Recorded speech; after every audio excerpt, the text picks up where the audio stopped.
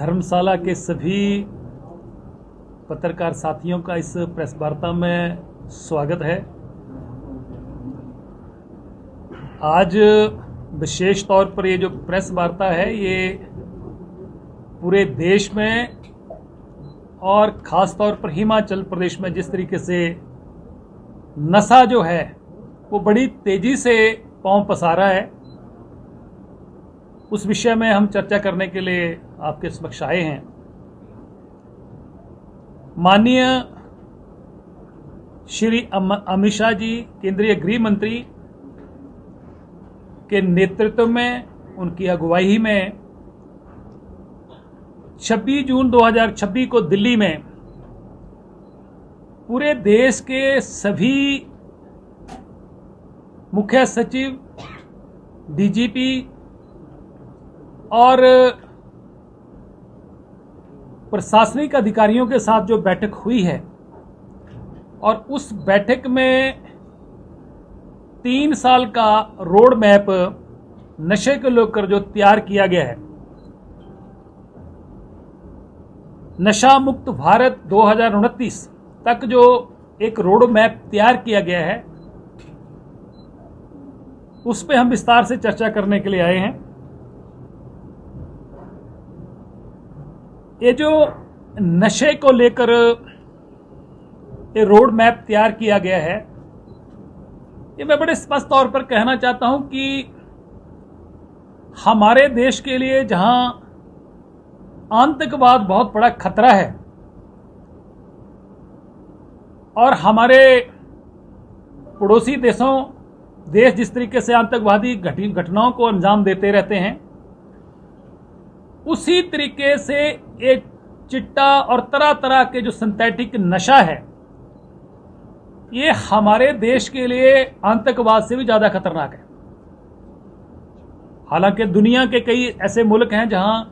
नशा फैल रहा है, और ये जो रोड मैप तैयार किया गया है,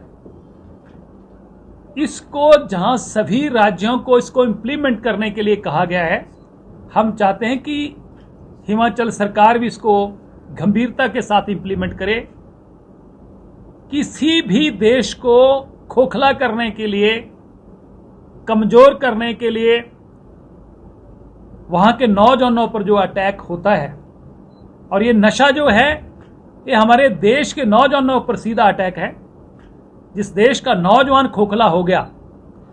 नशे की चपेट में आ गया, वो देश कमजोर हो जाता है, खोखला हो जाता है। आतंकवाद घटनाओं को जिस तरीके से हमारे विरोधी मुल्क अंजाम दे रहे हैं, कई परिवार उसमें उजड़े, परंतु ये जो नशा है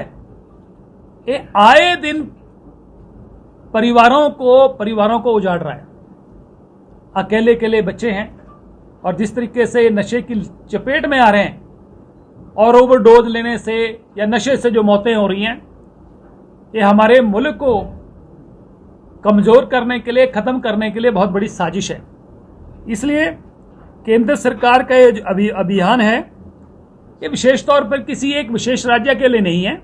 जैसे कि मैंने जिक्र किया कि उस बैठक में जो दिल्ली में बैठक हुई है 26 जून को, उसमें सभी राज्यों को इसको इंप्लीमेंट करने के लिए बोला गया। दूसरा मैं कहना चाहता हूं, ये निर्णायक लड़ाई केवल कानून के बल पर नहीं, बल्कि समाज, परिवार, शिक्षा, संस्थान और सरकारों की संयुक्त भागीदारी से ही जीती जा सकती है। अगर कोई कहे कि एक सेक्शन इसका समाज का जो है इसको लड़ाई को जीत पाएगा या जीत लेंगे, इसके लिए समाज के हर तबके को इसमें सहयोग देना पड़ेगा। और मैं आप सब लोगों के माध्यम से पूरे प्रदेश और जहां भी पूरे देश के लोग हैं, मैं इसके लिए स्पष्ट संदेश में देना चाह रहा हूं भारतीय जनता पार्टी की तरफ से, कि भारतीय जनता पार्टी ये जो निर्णायक लड़ाई है नशे के खिलाफ, इसको लड़ने के लिए बिल्कुल संयुक्त रूप से तैयार है। और मैं चाहता हूं कि ये लड़ाई किसी व्यक्ति विशेष की या किसी विशेष दल की ना हो रहकर, ये सभी राजनीतिक दल हों, सभी सामाजिक संगठन हो, चाहे वो महिला मंडल हैं, चाहे युवक मंडल हैं, चाहे शिक्षण संस्थान हैं, चाहे अभिभावक हैं, ये सबको लड़ना पड़ेगी। इसलिए जब तक इसके लिए बहुत बड़ा अभियान जो छेड़ा नहीं जाएगा, तब तक जो है ये लड़ाई जीती नहीं जा सकती है। दूसरा मैं कहना चाहता हूं कि हम लोगों को और सरकारों को ज्वाइंट संयुक्त तौर पर उन लोगों के ऊपर हमला करना चाहिए, उन लोगों को सरकारों को ध्वस्त करना चाहिए जिन्होंने नशे के बल पर एम्पायर खड़े कर लिए हैं, उनको जो है डेमोलिश करना चाहिए, ताकि नशा बेचने वाले जो तस्कर हैं वो दोबारा हिम्मत ना कर पाए। दूसरा मैं कहना चाह रहा हूं कि ये जो हिमाचल प्रदेश में भी जो घटनाएं घटी हैं,